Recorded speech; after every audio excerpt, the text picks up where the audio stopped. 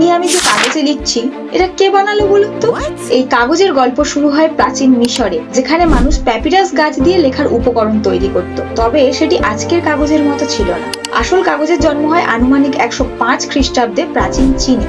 চীনের হান রাজবংশের একজন রাজকর্মচারী চাই লুন প্রথম আধুনিক কাগজ তৈরির পদ্ধতি উদ্ভাবন করেন। তিনি বিভিন্ন উপকরণ যেমন গাছের ছাল, শন, পুরনো কাপড় এবং মাছ ধরার জালকে জলে ভিজিয়ে সেটিকে পেশাই করে এক প্রকার মিশ্রণ তৈরি করেন। তারপর সেই মিশ্রণকে পাতলা করে শুকিয়ে তৈরি করেন কাগজ। এরপর এই প্রযুক্তি ধীরে ধীরে ছড়িয়ে পড়ে এশিয়া থেকে মধ্যপ্রাচ্য এবং তারপর ইউরোপে। এভাবেই গোটা বিশ্বে কাগজ তৈরির পদ্ধতি প্রচলিত হয়। আচ্ছা, কাগজ আবিষ্কার যদি না হতো, আজ তাহলে আমরা কোথায় লিখতাম? তালপাতাতে? আনাচে কানাচে লুকিয়ে থাকা ইতিহাসের এমন অজানা গল্প জানতে ইউটিউবে সাবস্ক্রাইব করুন এবং ফেসবুকে ফলো করুন কাল গল্প, অতীত আজ গল্প রূপে।